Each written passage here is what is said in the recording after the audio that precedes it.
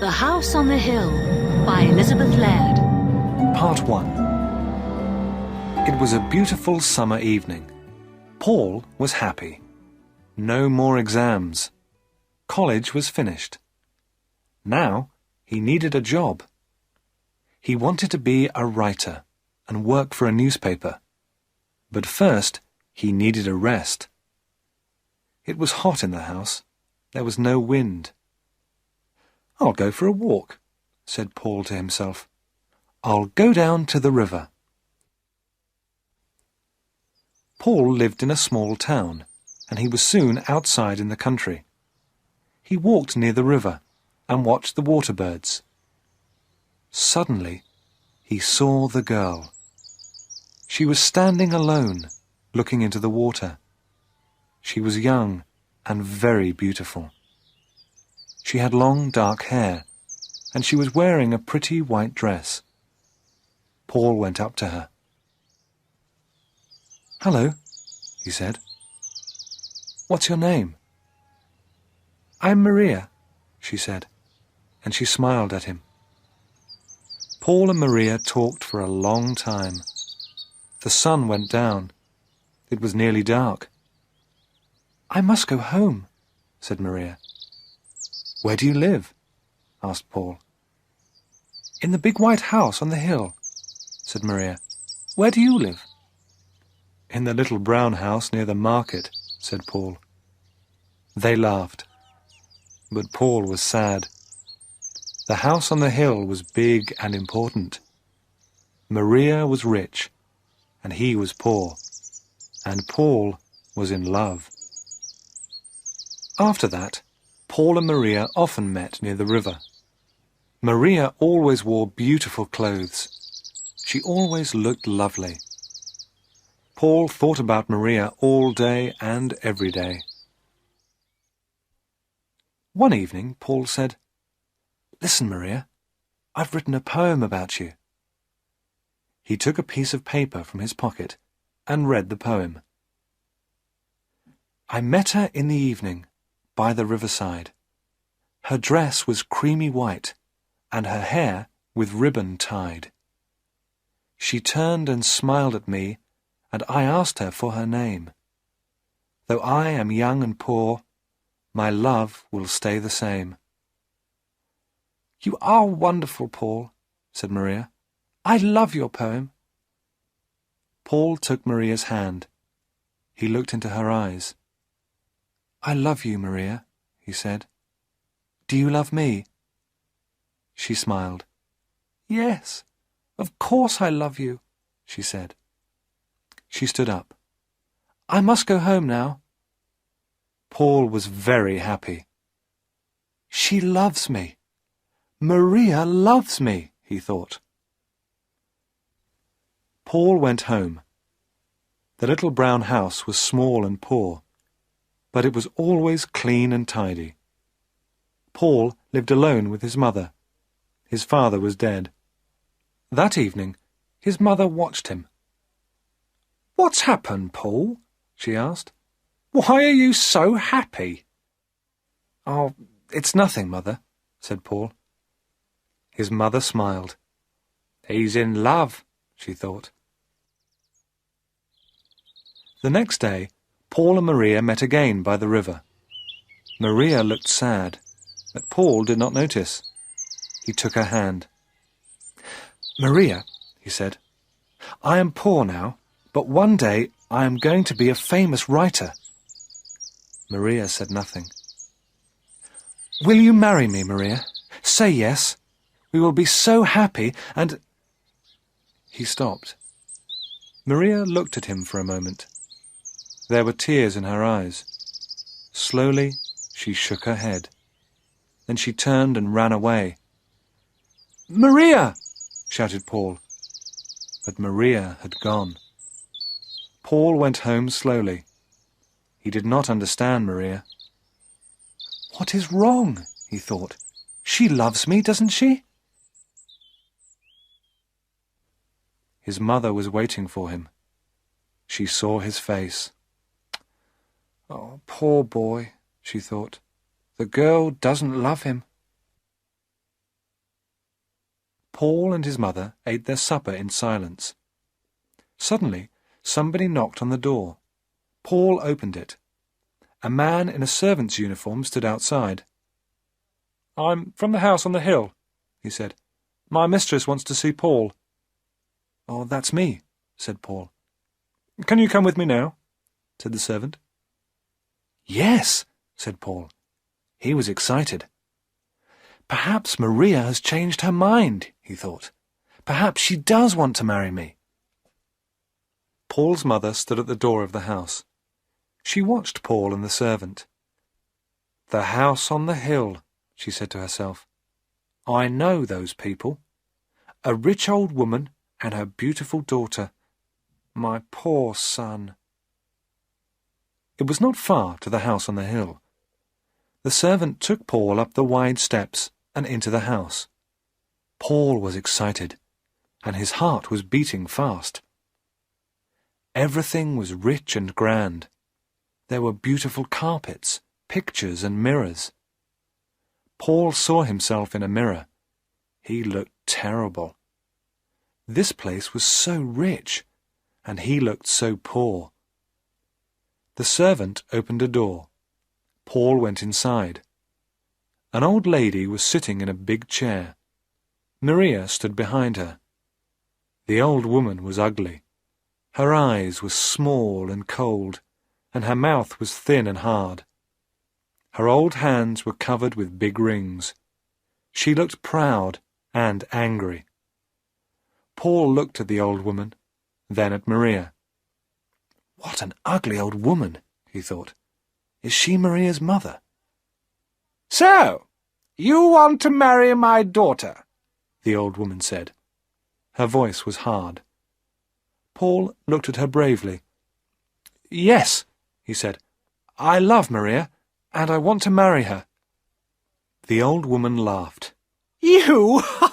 A poor student? No money, no father, nothing? My daughter will never marry you." Paul said nothing. He looked at Maria. She did not look at him. "I am poor now," he said, "but one day I'll be a famous writer." The old woman laughed again.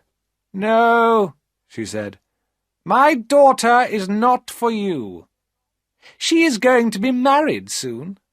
You will never see her again." The old woman got up and left the room.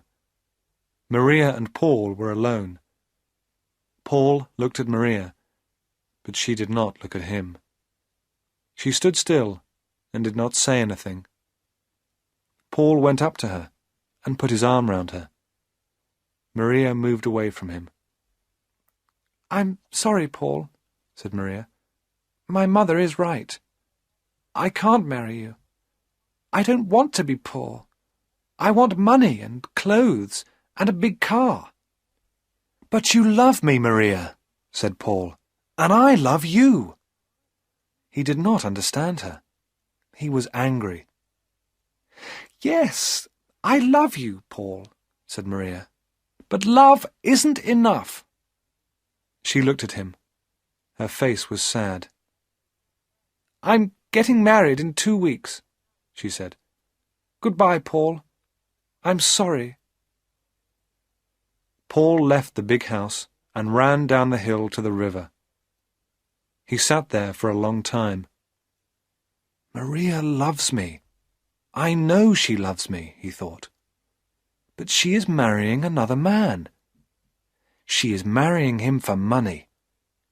It's her mother. Maria is afraid of that ugly old woman. Oh, Maria, Maria, what shall I do?" After a long time, Paul went home. There was a light in the window of the little house. The door was open. His mother was waiting for him. She looked at his face, then she put her arms round him. "They are bad people, my son," she said. "You must forget her." Part 2.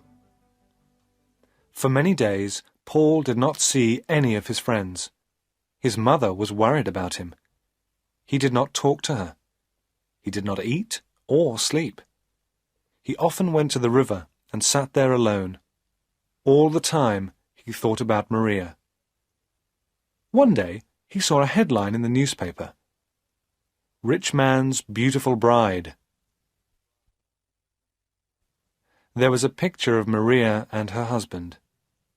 She was wearing a long white dress and a diamond necklace.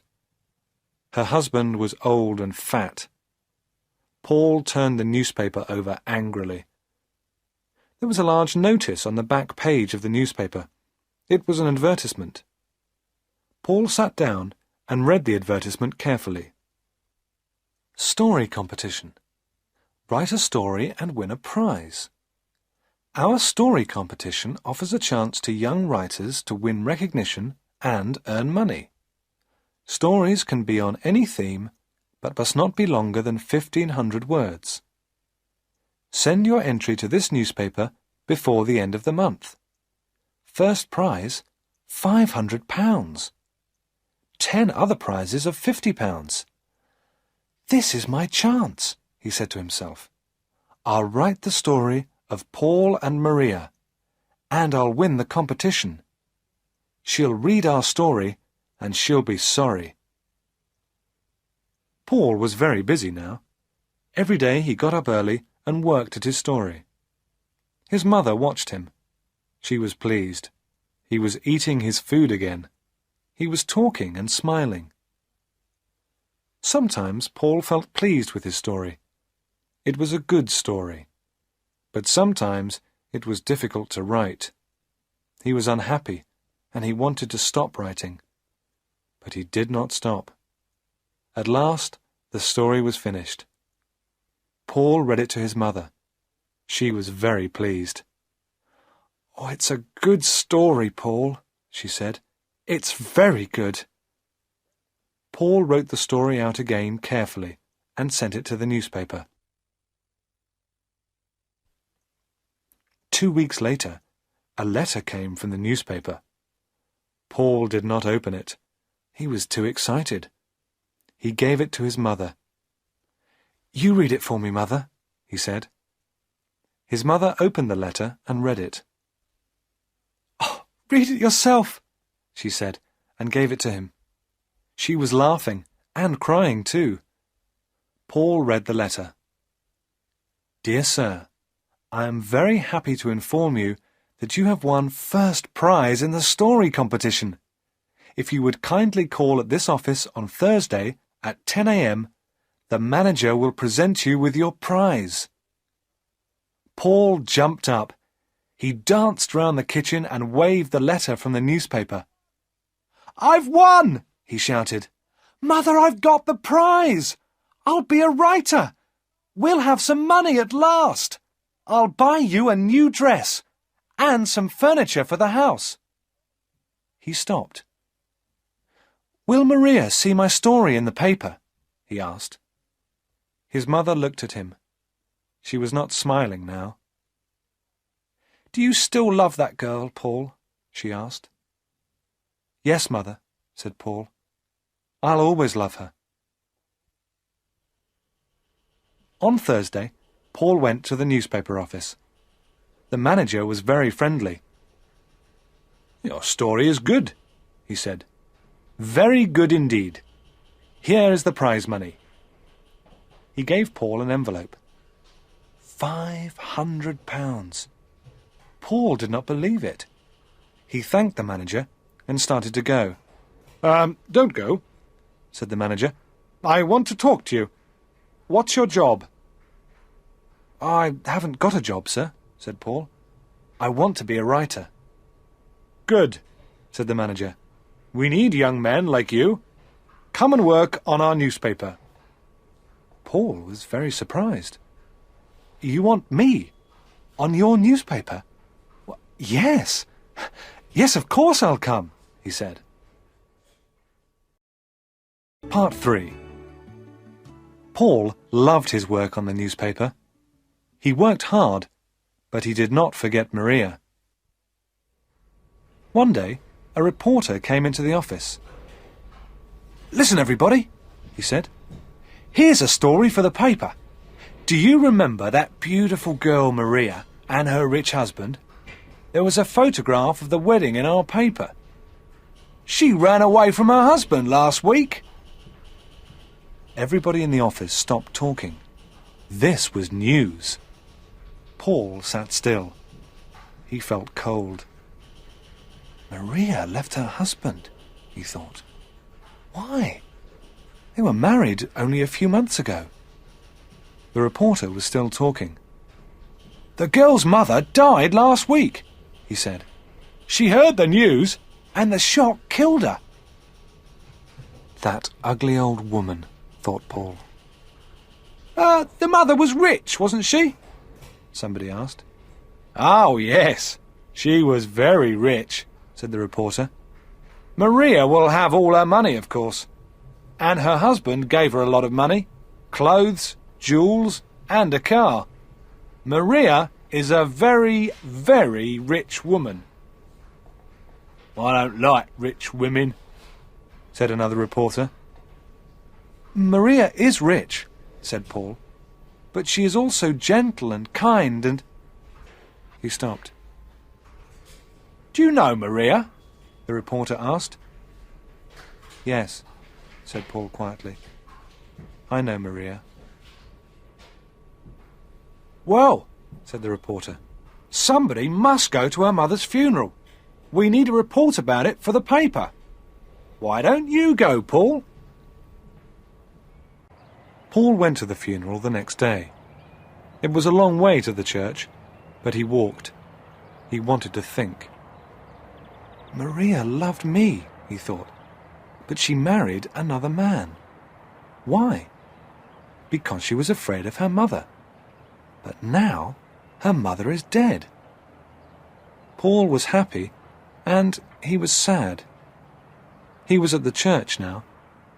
Crowds of people were there. It was a big funeral. There were many big black cars outside the church. In the first one was the coffin. There were a lot of flowers on the coffin and on the roof of the car. Paul stood at the back of the crowd. He took out his pencil and paper. He wrote about the cars and the people. Then he saw Maria. She was wearing a black dress. She looked sad, but very beautiful. She was standing alone. Nobody spoke to her. Nobody went near her. The man next to Paul spoke. That's the daughter, he said. She's a bad woman. She left her husband and it killed her mother. Look at her. Nobody wants to speak to her. Paul said nothing. Poor Maria, he thought. Everybody went inside the church. The funeral began. After the funeral, Paul went home. His mother was smiling. Good news, Paul, she said. Do you remember your cousin Elsa? She's coming to stay with us. She's 17 now, and very pretty. You will like her. Yes, I remember Elsa, said Paul. He did not look pleased. His mother was disappointed. He's still thinking about Maria, she thought. Elsa will help him to forget. But Paul did not want to see Elsa. I must see Maria, he said to himself. I must talk to her. Part 4. Paul wanted to see Maria. He wanted to talk to her. I'll go to the house on the hill, he thought. Perhaps Maria will be there. But the house on the hill looked empty. There were no curtains at the windows. There was a big notice on the gate. It said, "For sale." Paul looked over the gate. There was nobody in the garden. Everything was quiet. I'll get into the house and look round, he thought.